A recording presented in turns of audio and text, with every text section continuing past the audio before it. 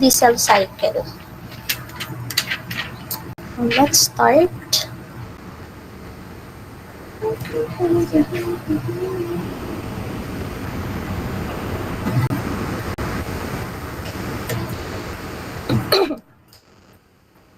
ay auto cycle. And then diesel.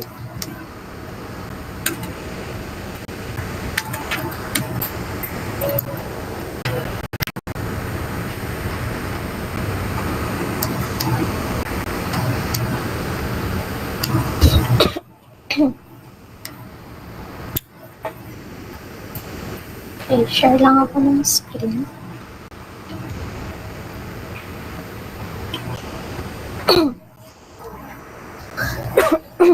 Wait lang.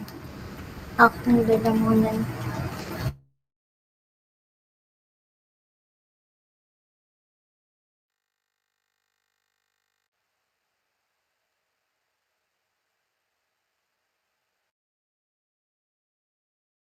Visible na class.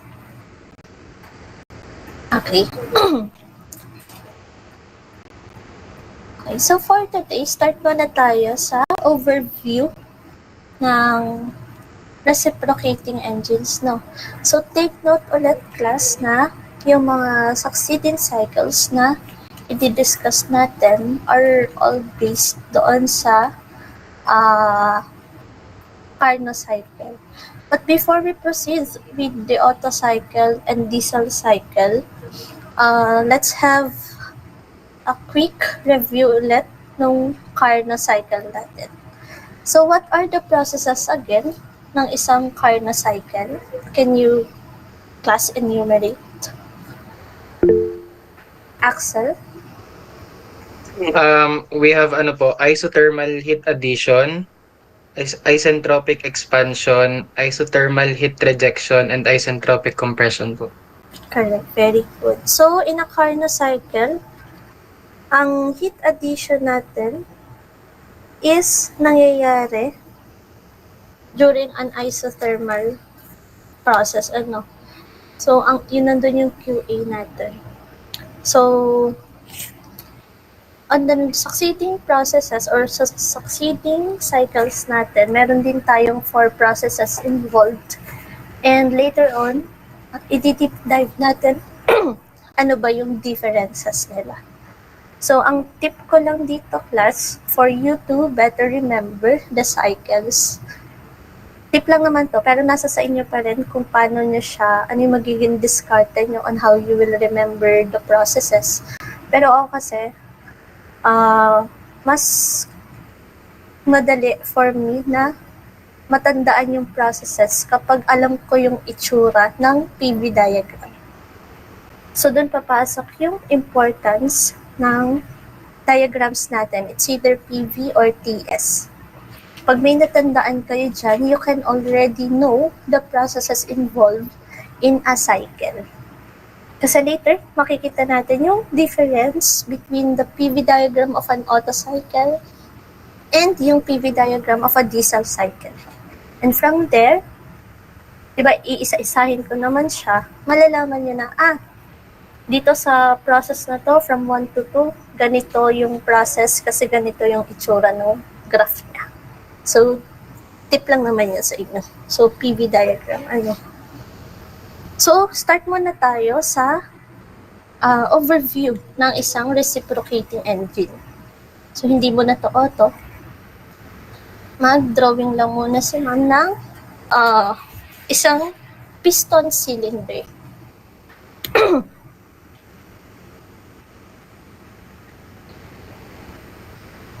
So, a piston cylinder class is the powerhouse of the vast majority of automobiles, trucks, light aircraft, ships, and etc.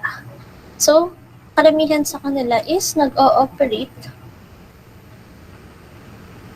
using a piston cylinder device. So, di ba yung piston natin, ifo-front view ko na. Yan. Pero this is a cylindrical device class. Piston cylinder siya. So, unahin muna natin yung ating piston. So, yung piston natin,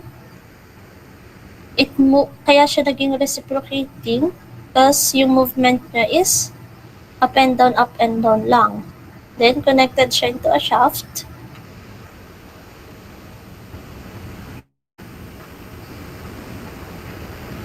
Then, ito yung ating mismong piston. Tapos, dito class, sa isang piston cylinder device, meron tayong dalawang butas dito. So, iba-iba yung itsura niya. Ito lang ay for the sake of demonstration lang or for the parts lang ng isang piston cylinder. So, kunwari butas siya. Yan. Etong part na to, this is where the air-fuel mixture is entering the system. So, this is the intake part ng ating piston cylinder device. So, again, dito pumapasok yung air and fuel na siya. Tapos, dito naman sa kabilang side, dito na lumalabas yung exhaust na gases. So, kapag sa isang combustion process, di ba meron tayong mga products, meron tayong mga byproducts. So, yung, let's say, example na is yung carbon monoxide no, or carbon dioxide, dito sila lumalabas. So, sa combustion nyo, isa sa pag-aaralan nyo doon is yung mass balance or yung mass of each of the component na pumapasok and lumalabas doon sa inyong combustion engine.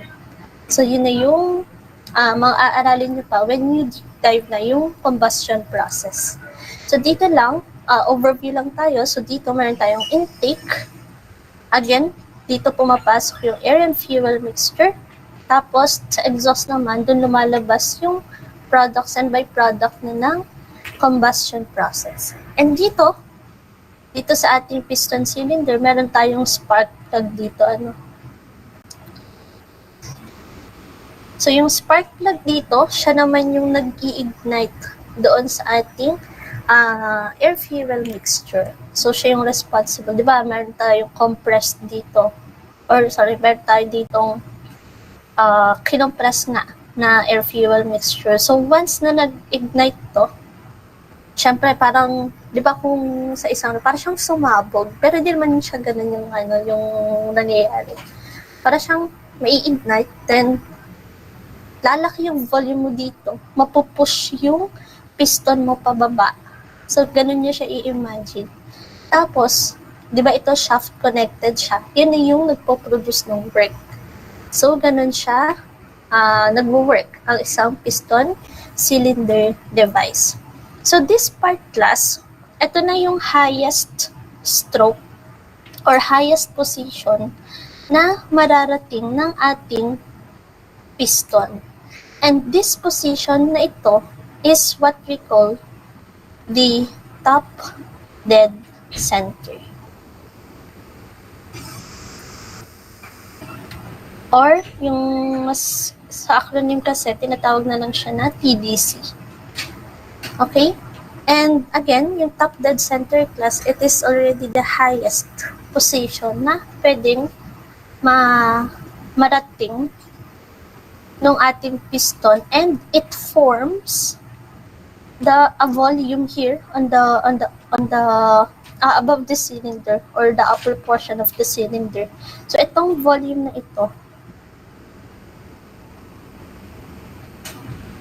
na yung smallest volume na meron dun sa ating piston cylinder device. So itong top dead center and mamaya yung bottom dead center class, those are fixed positions. So kapag sinabing top dead center, yan na talaga yung fixed position na. Pag nag-move pataas yung piston, hanggang dyan lang siya. Ganon din naman sa pag, let's say, nag-ignite na yung yung air-fuel mixture, di ba? Sisipa pababa yung piston. Yan. Nandito na yung ating piston.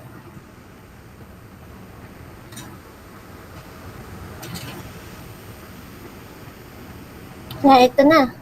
Kasi, di ba, nag-ignite dito, tumaas yung volume, bumaba yung pressure, napunta dito yung position ng ating piston. So, this is also a fixed position class, and this is being called as the bottom dead center. So, madali lang naman siya tandaan, ano, yung isa nasa top, yung isa nasa bottom. And sa bottom dead center class, or BDC, dito naman na-form yung largest possible na volume. It is the position of the piston when it forms the largest volume in the cylinder. So, yung top dead center, ito yung smallest volume. Itong kukulayan ko ng, yan, itong i-highlight ko. Ito na yung smallest volume niya class. Again, this is a cylinder. And yung ating bottom dead center, ito naman yung ating largest volume. Yan siya. So, yung distance class from the top dead center, diba dito yung top dead center natin, papunta sa bottom dead center, ito yung tinatawag na stroke. Again, from the top dead center, papunta sa bottom dead center, yan yung tinatawag na stroke. And yung diameter ng ating cylinder, yun naman yung tinatawag na bore. Okay? Any questions so far? Wala pa? Okay, proceed ako. So, ano pang, ayun, ito pala. Itong distance class na ito, from the top dead center up to the topmost part of the cylinder. Yan. Again, from the top dead center up to the edge of the cylinder or yung pinaka taas ng cylinder, ito na class yung clearance. Kasi, hindi naman po isinasagad itong piston hanggang dito sa taas. Kasi again, meron tayong matter na pumapasok doon sa ating system. Meron tayong air and fuel mixture, which of course, it occupies volume. So, itong clearance na ito, yan yung volume wherein yung top dead center, yung piston mo is nasa top dead center position. Okay, so okay na tayo sa clearance, okay na tayo sa iba pang nomenclatures. So ito class, yung volume natin sa top dead center, yung volume sa top dead center is again the minimum volume that a cylinder can have, which is equal to the area of the bore, yung area ng ating cylinder or ng ating piston, times yung ating height or yung ating clearance mismo.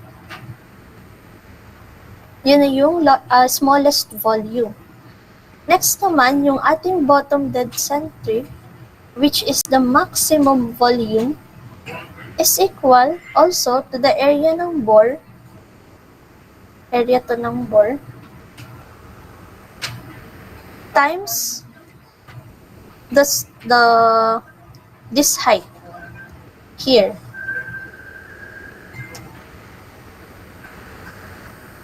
Yung height na ito. So, ito yung C, ito yung H. So, ito again, yung maximum volume, this is the minimum volume. Ngayon, class, yung difference of minimum and maximum volume, yun na yung tinatawag na volume displacement or volume that was displaced during the process. So, this is equal to maximum volume minus the minimum volume. Next naman, kailangan natin tandaan, ini-introduce na rin natin yung R. Ano ba yung R? This is the compression ratio. Yung compression ratio naman, class, is the ratio of the maximum volume formed in the cylinder to the minimum or the clearance volume in the cylinder. So again, compression ratio is the ratio ng maximum volume to the clearance volume or the minimum volume. Okay? So, yan na sila. Yan na yung mga kailangan yung tandaan sa isang piston cylinder device. So, punta na tayo, class, sa Otto cycle. So, Otto cycle na tayo.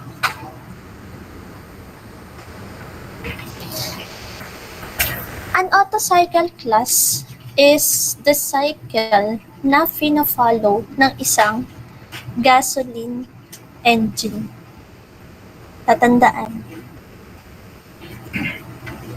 When we talk about a gasoline engine, Otto cycle po siya. And an Otto cycle is a constant volume combustion cycle. This is a constant volume combustion cycle.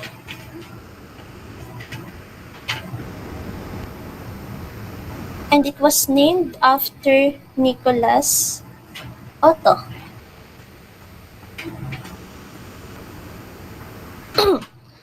So the ideal or air standard cycle for spark ignition engine, commonly called or commonly known as the gasoline engine. So we have here the spark ignition. Diba nga kanina, yung na-mention ko, mayroon tayong spark plug. And then once na in-ignite na yung pressure, yun na yung magkukos para mag-expand yung mixture, para mag-move downward yung ating piston, mag-e-expand yung mixture, bababa yung pressure na mixture, and then the cycle goes on. After bumaba nito, tataas yan. And after tumaas, pagtaas niyan, lumalabas na sa system yung mga product ng combustion or yung byproduct ng combustion. So again, going back, in an Otto cycle, this is a constant volume combustion cycle. So later on sa ating PV diagram, no, makikita nyo yung process na constant volume, meaning isometric, may isometric process doon sa isang Otto cycle. So let us enumerate now yung different processes sa isang Otto cycle. Diba again kanina, sa isang car na cycle, meron tayong isothermal expansion, isentropic expansion, isothermal compression, and isentropic compression. In an Otto cycle, class, we have also 4 processes. So, meron tayong state point 1 to state point 2, state point 2 to state point 3, state point 3 to state point 4, and from state point 4 going back to state point 1.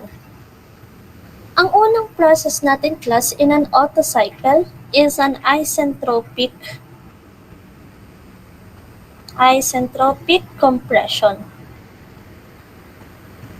Pag sinabing isentropic, ano ulit ang constant?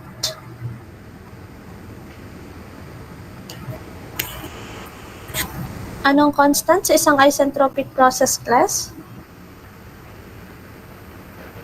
Entropy po. Correct. It is the entropy.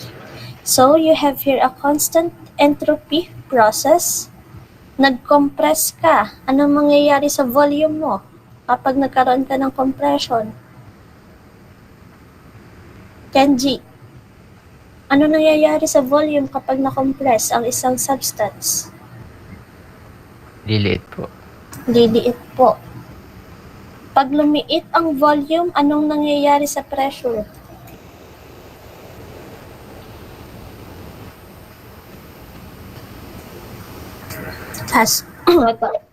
Correct. Tataas ang pressure. So, next process naman natin, class, is tinatawag na isometric heat addition. Pag sinabing isometric, anong nangyayari? Ano ang process? Ano ang constant? Yes. Volume po. Constant ang volume. And meron tayong heat addition. Ang third process naman natin, class, is the isentropic expansion. Isentropic expansion. Again, ang constant natin is the entropy. Then, kapag nag-expand, anong nangyayari sa volume? Pag nag-expand, tumataas. And then, anong nangyayari sa pressure? Bumababa. And lastly, last process natin is the isometric heat rejection.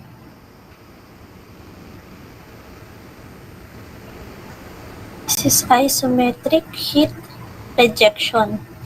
So isometric meaning constant volume, and then heat rejection, it is being rejected. So process 4 to 1.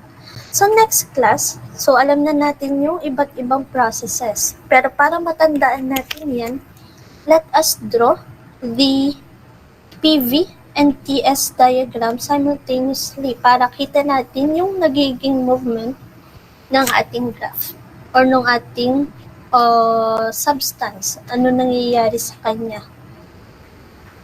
So let's start with the PV diagram.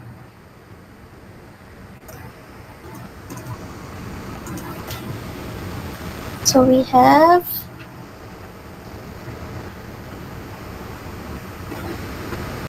this is pressure, this is volume. Okay, this is again an Otto cycle, and let's start with state point 1. State point 1, class.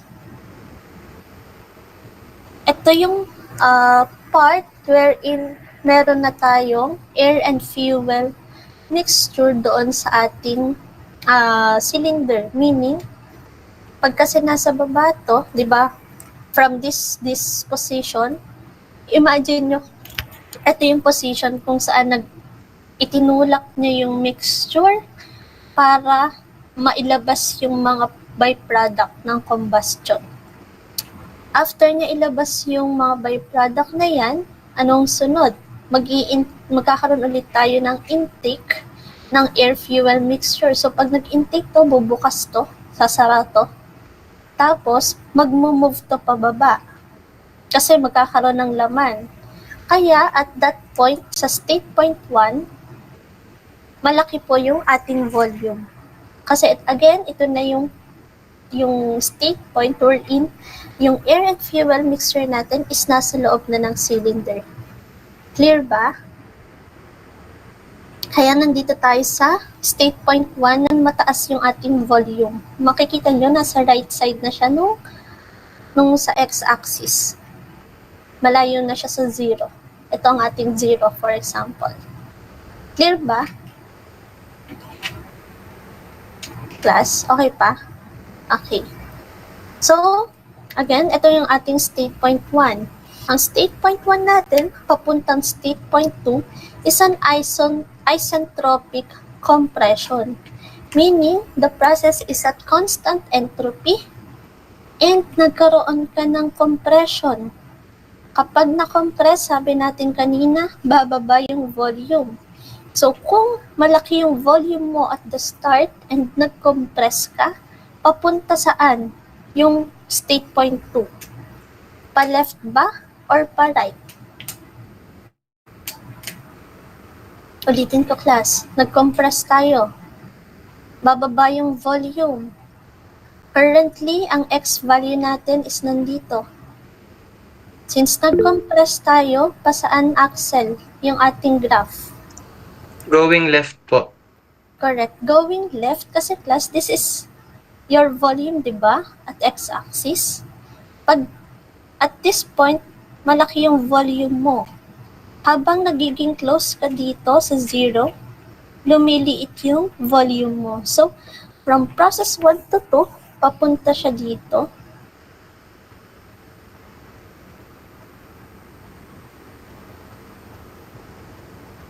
Yan. And yung process 1 to 2 natin is happening at a constant entropy. So this is your state point 2. And direction natin is papuntang left. Lumiit yung volume. So ito yung volume 2 mo. This is your V2. This is your V1. And your V1 is greater than your V2 kasi nagkaroon ka ng compression. And ano yung mapapansin natin sa pressure? From this pressure, tumaas siya. Andito na tayo sa state point 2. Increased pressure. Okay? Next, this is state PV diagram. Isabay ko na rin yung TS diagram para kita din natin yung movement sa TS diagram. Sa TS diagram class, ang state point 1 natin is nandito. Nasa mababang temperature pa tayo. And mababa yung entropy. So this is state point 1. Nagkaroon tayo ng isentropic compression, meaning constant yung entropy. So if this is your S1, equal lang daw siya sa S2. So yung S2 natin, nagkaroon tayo ng compression, pupunta na siya dito. Tataas yung temperature niya, pero constant yung entropy niya. So papunta dyan, this is your state point 2.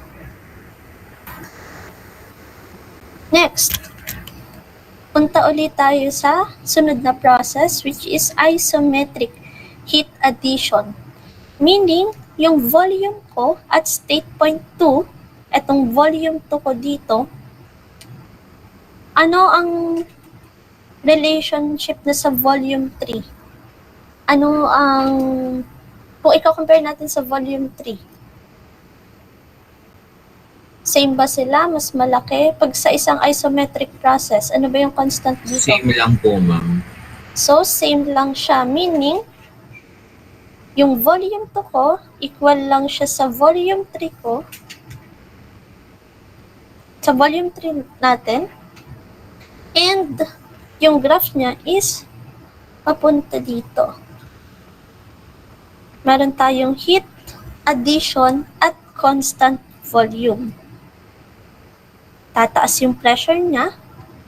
Meron tayong heat addition. Tapos V2 is equal to V3. So V2, ito yung V3 natin, same lang sila. So pagdating naman sa TS diagram, we have state point 2. Meron tayong heat addition. So nakaslant yan. This is where your heat is being added. Dito yung ating QA. And this is our state point 3. And this is happening at a constant volume. This is constant entropy. Okay, so this is constant volume. Kita naman.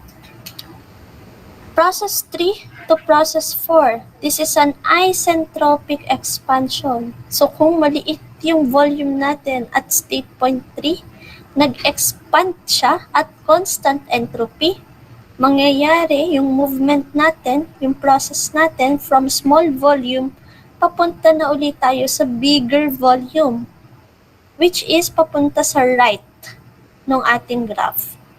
So from this state point,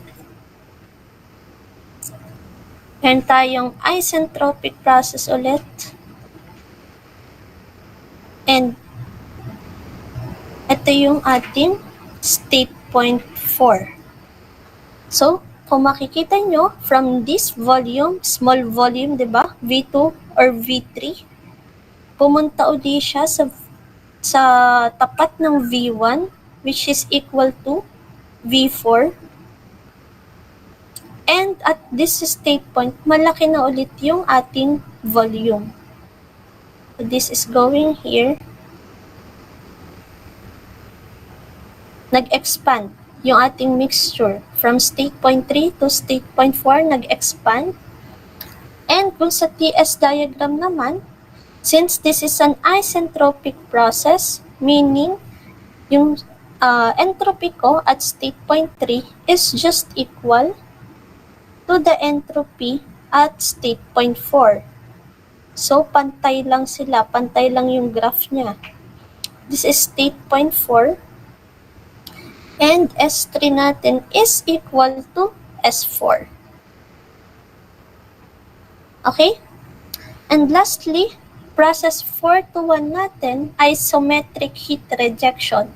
Pag sinabing isometric, we have constant volume, meaning yung volume natin at state point 4 is just equal to the volume at state point 1. Kaya, pantay lang yung graph sa PV ng state point 1 papuntang state point 4. And at this point, meron tayong heat that is being rejected from the system.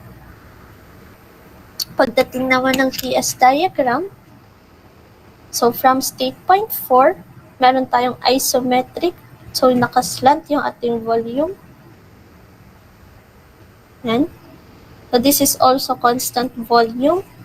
And then, meron tayo dito heat rejection sa part na to. Yan. So ito na class yung PV and TS diagram ng isang Otto cycle. So papansinin nyo, this is a constant volume combustion cycle. Nangyayari yung heat addition at heat rejection at a constant volume. Clear ba? Clear, class?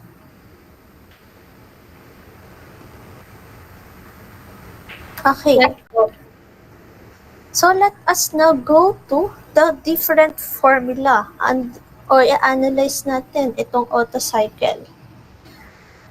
For the heat addition or for the heat added ng ating system, di ba again, nangyayari siya at a constant volume process between state point 2 and state point 3. Ano uli ang formula natin ng heat? Plus? MCV change in T po. Diba? Meron tayong MC delta T. In this case, since heat is added at a constant volume between state point 2 and state point 3, ito class is MCV, specific heat at constant volume, times yung delta T natin is the temperature. Ano ba mas mataas na temperature? Kung makikita nyo, this is state point 3, this is state point 2. So this is T3 minus T2. Next, punta tayo sa heat rejected. Sa heat rejection naman class, this is also MC delta T and nangyayari siya again in a constant volume process between state point 4 and state point 1. So kung mapapansin natin dito, higher temperature ng ating state point 4 compare kay state point 1. And when we say heat is being rejected, ang sign convention natin is what? Negative, di ba? So this is negative MC V, ano mas mataas? T4 minus T1. Or, pwede rin nyo siya plus isulat as MC V T1 minus T4. Dinistribute lang po yung negative na sign convention. Okay. And gaya na na-mention ko kanina, since pina-follow lang din niya ang Karnaugh cycle, ano yung ating network? From Karnaugh cycle, what is the network class?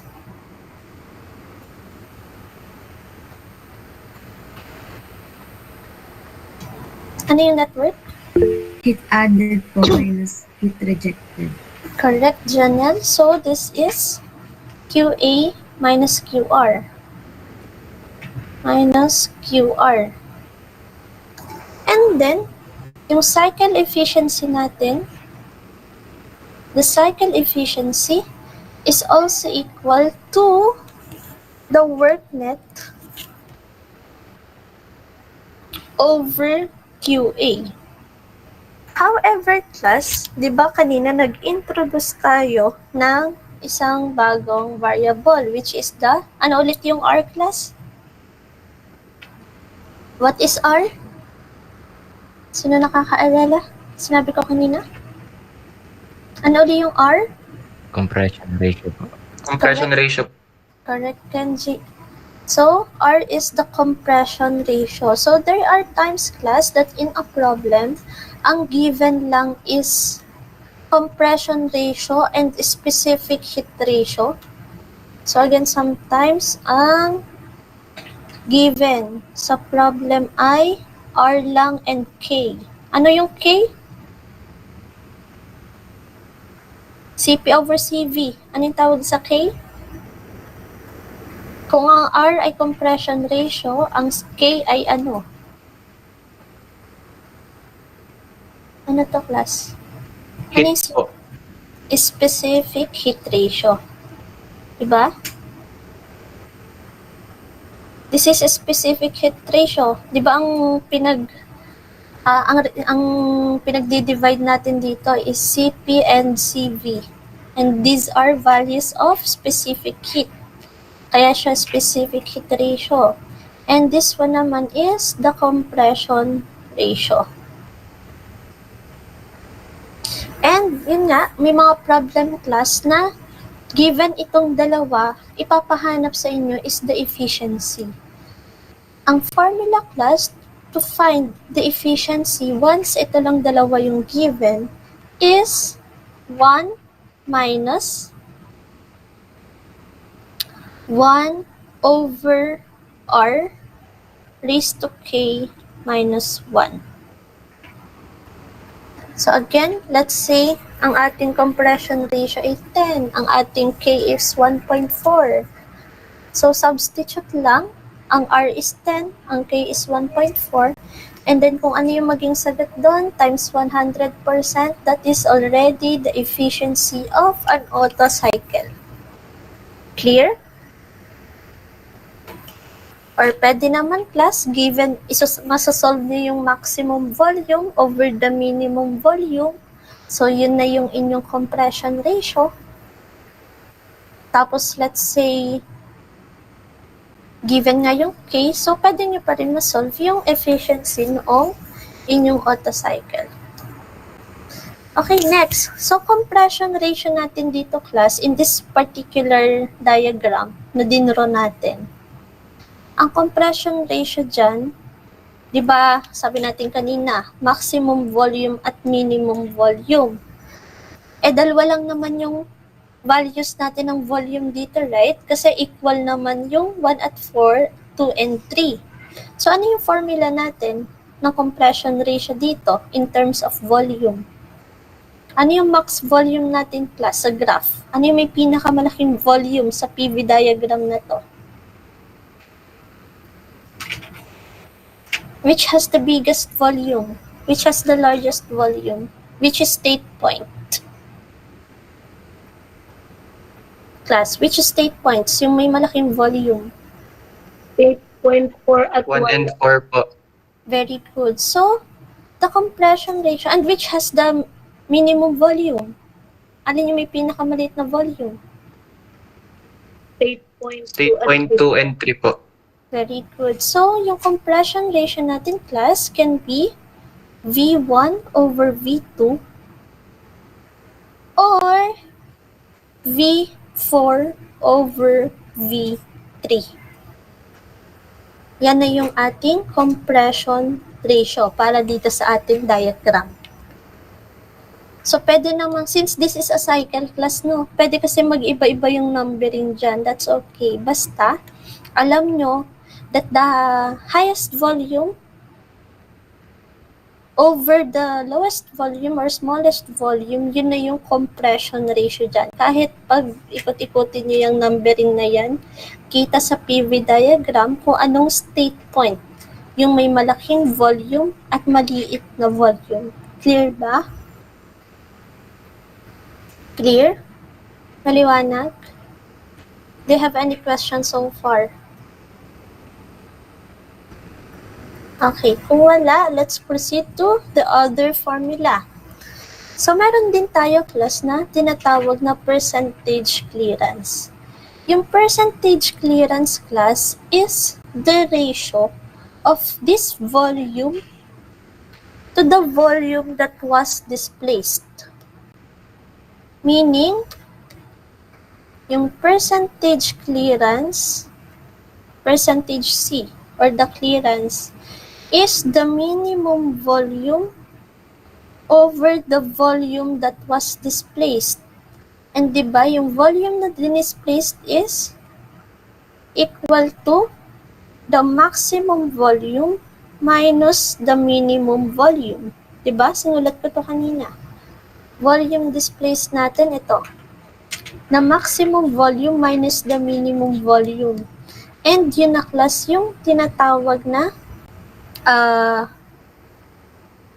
percentage clearance.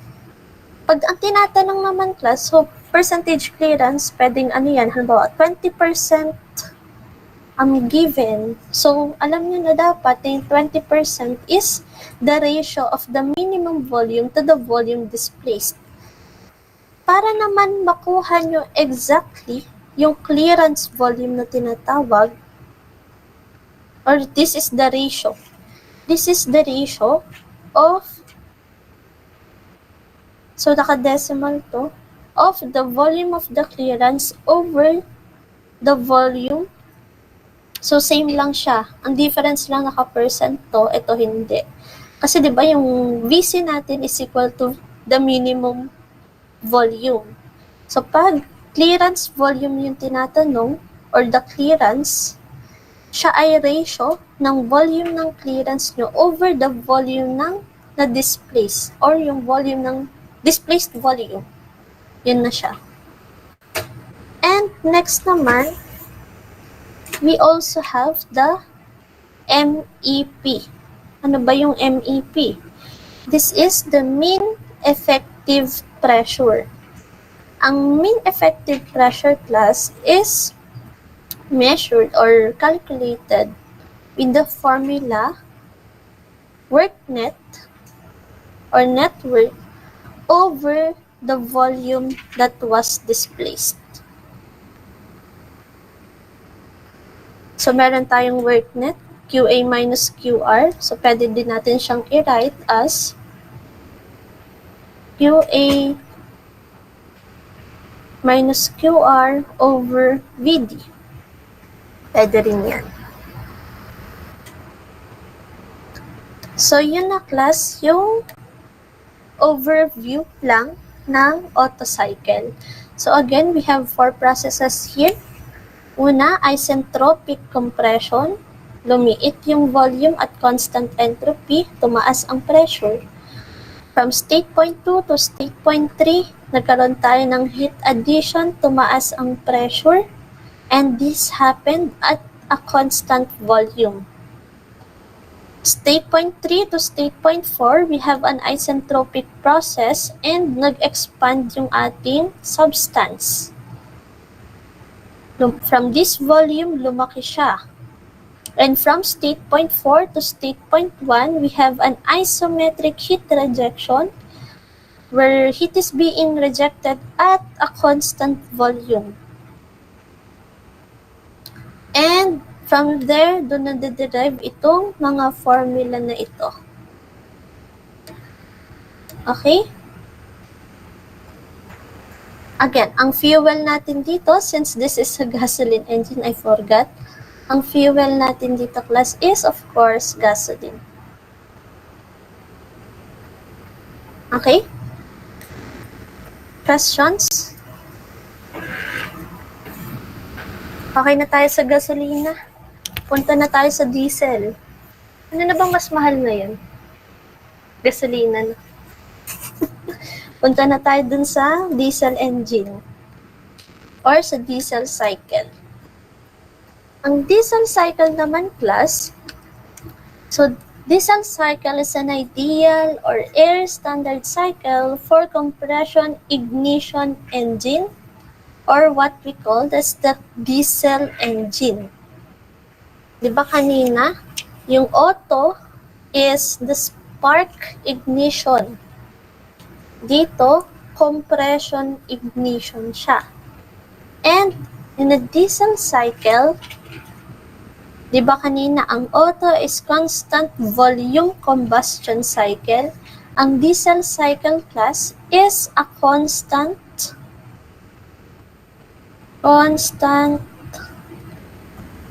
pressure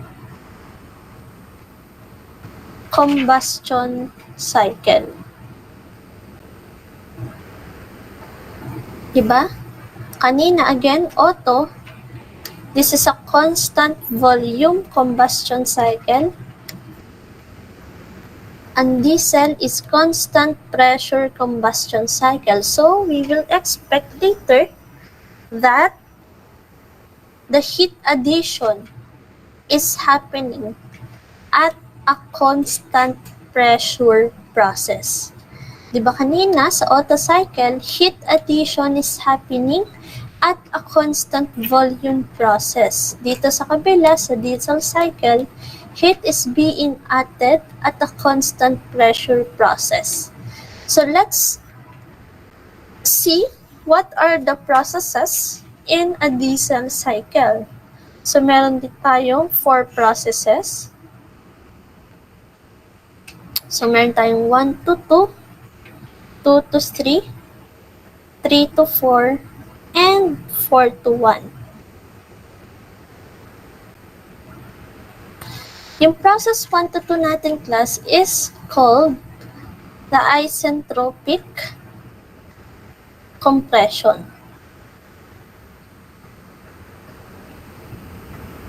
Same ba nung kanina? Auto cycle natin, process 1 to 2 is isentropic compression. Same with auto cycle. So in an isentropic compression, this is happening at constant entropy. And since nagkaroon tayo ng compression, volume ay liliit, pressure is tataas. Next process, after i-compress yung ating mixture, magkakaroon na tayo ng heat addition. Kung kanina, yung yung heat addition natin is happening at a constant volume. Sa diesel cycle, we have the heat addition at constant pressure. So, meaning isobaric. Kung isobaric yung process, that is happening at a constant pressure. So, makikita natin yung difference niya sa PV diagram mamaya. Next process natin, after ma-add yung heat, meron tayong isentropic ulit na expansion. So, same with the auto cycle. This is isentropic expansion, meaning constant entropy. Tapos, lalaki yung volume natin, magdi-decrease yung ating pressure. And last process natin, class, is the isometric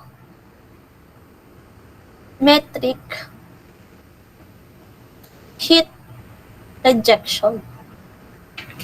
So, same kanina, sa auto cycle, meron tayong isometric heat rejection. So, nai-imagine nyo na ba yung itsura ng PV diagram nito? So, somehow similar siya sa Otto cycle. However, kung saan na-add yung heat, doon lang siya magkakaiba. So, this is a constant volume process, and this is where heat is being rejected from the system. So, let us see the PV and TS diagram of a diesel cycle. Pangit.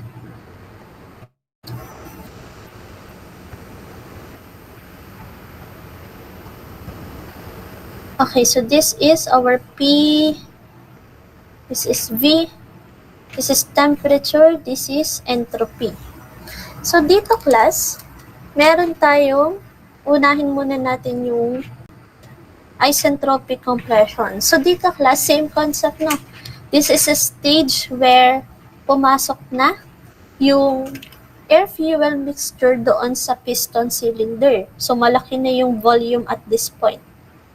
So, makikita nyo siya at this side of the graph, and this is state point 1. Pagdating naman sa TS diagram, so we are starting at a low temperature, low entropy na state point. So, yung process 1 to 2 natin, papunta sa state point 2, meron tayong constant entropy compression, meaning nyan, katulad kanina, slanted siya papuntang left. And this is our state point 2. Nagkaroon tayo ng compression from this initial volume. Kakaroon na tayo ng mas maliit na volume, which is, ito na yung ating V2. Pagdating naman sa TS diagram, since this is an isentropic process, constant yung entropy. So, this is our state point 2. So, at this state point, S1 is equal to S2. And ito yung kanyang graph. So, ang direction natin is pa-left dito, pataas dito. So, nag-compress dito, tumaas yung temperature at constant entropy. So, next naman class, isobaric heat addition. O gaya ng na-mention ko kanina. Isobaric constant pressure. Sa PV diagram, saan papunta yung pressure ng state point 3? Again, this is an isobaric process. Equal yung pressure 2 and pressure 3 at state point 3. Nasaan yung state point 3 dito sa graph? Left po. Left po. Papunta sa may heat addition tayo. Pag iniinit yung isang bagay, nung nangyayari sa volume. Diba, nagkakaroon din tayo ng increase in Right volume. po. So, yes, correct. Ang ating state point 3 ay nandito po. So, this is state point 3. And this is where heat is being added doon sa ating system. Isobaric P2. So, at this point, P2 is equal to P3. Pagdating naman ng TS diagram, so, slanted siya. This is a constant pressure. Tumataas ang entropy. Heat is added. So, this is QA. And ito yung state point 3 natin. So, this is at constant pressure process. Next naman, from state point 3 going to state point 4. So, meron tayo dito isentropic expansion. pagdating dito class, so same with process 1 to 2, slanted siya.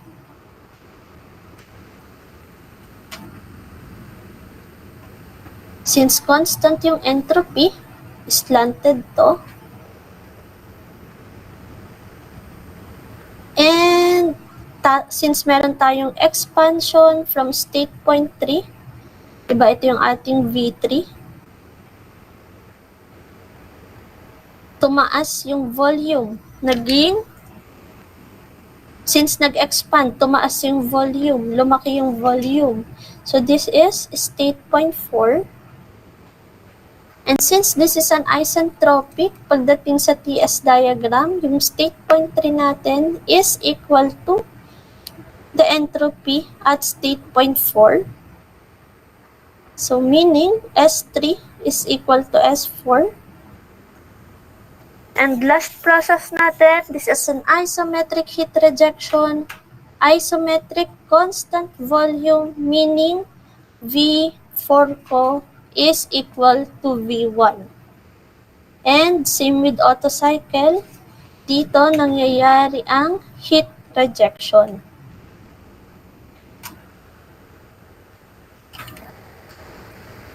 Again, yung heat addition natin is happening at a constant pressure. Yung heat rejection natin in a diesel engine is happening at a constant volume. So pagdating ng TS diagram, this is an isometric, so slanted din siya. And that is where your heat is being rejected. This is your QR. And this is a constant volume process.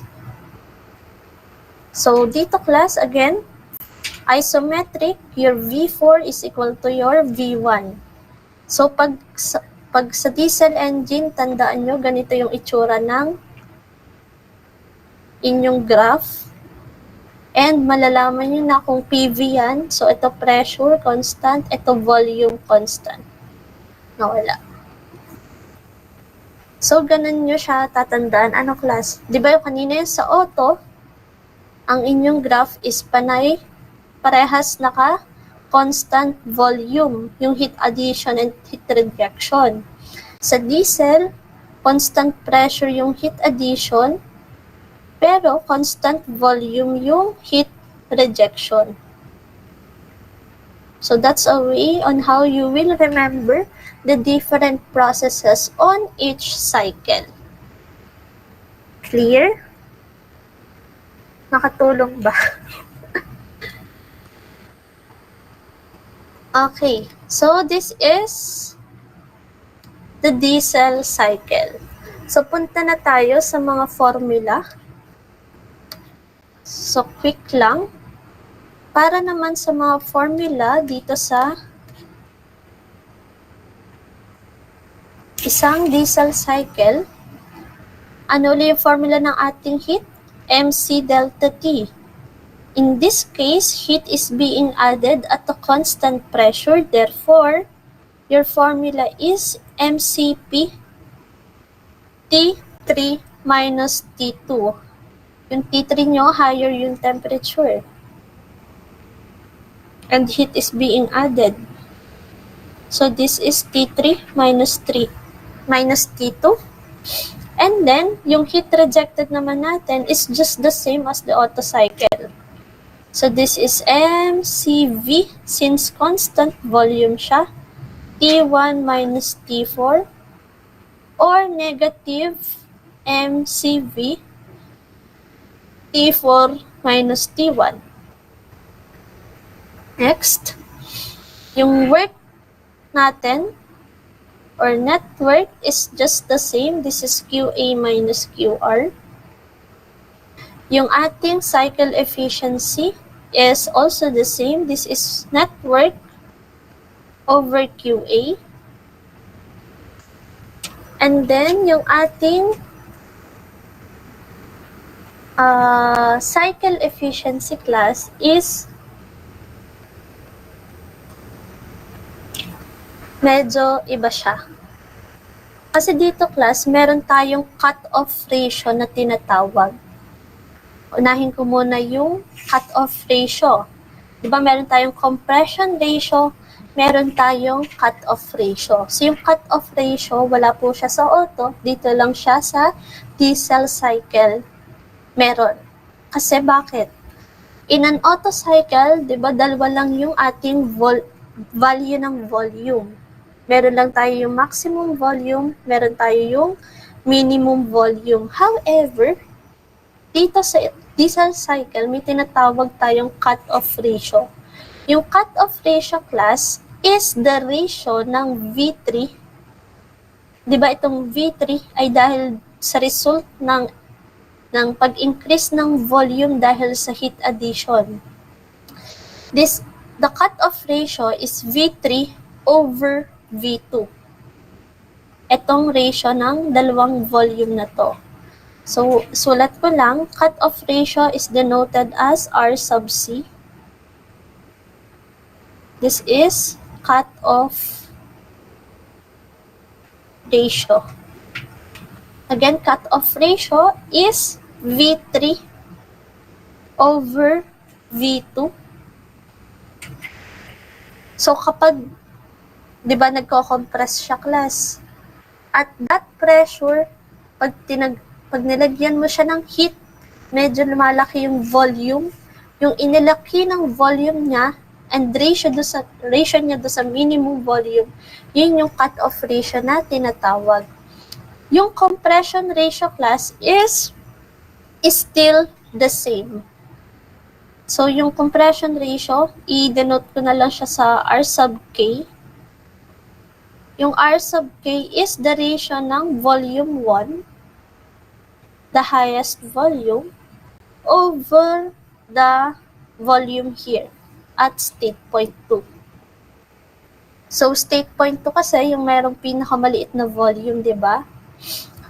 So, again, cut-off ratio, that is V3 over V2. Ang compression ratio is V1 over V2.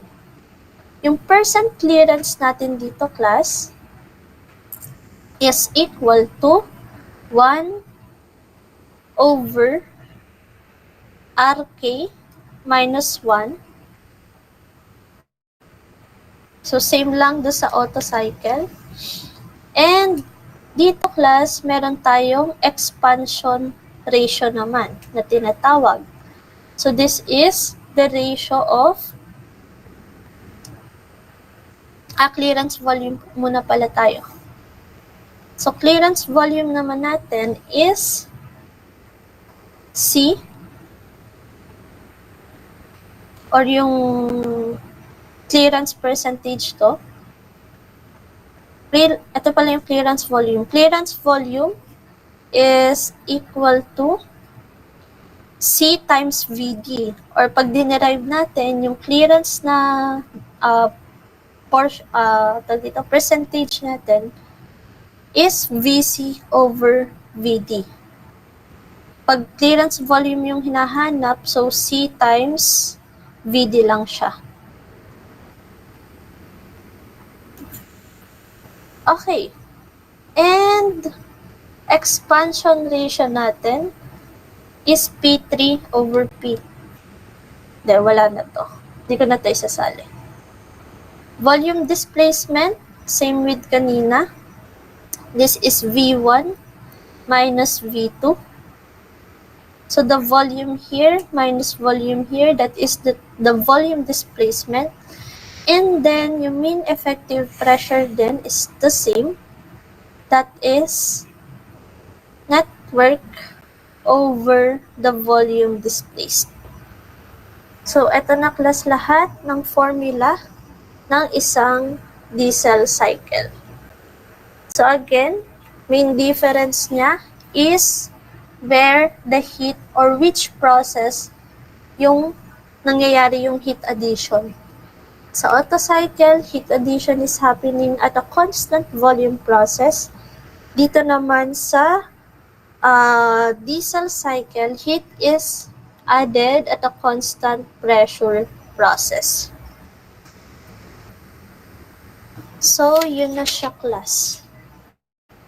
ang overview ng Otto cycle and a diesel cycle. Questions. So, ito ay yung 3 to 4. Ang direction niyan is yung sunod-sunod na number. Question?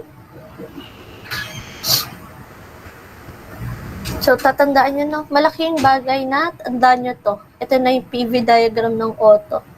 Dalawang constant volume. Pagdating ng diesel, ang QA nyo, or heat is added at a constant pressure. Itong part na to lang yung pinagkaiba nilang dalawa.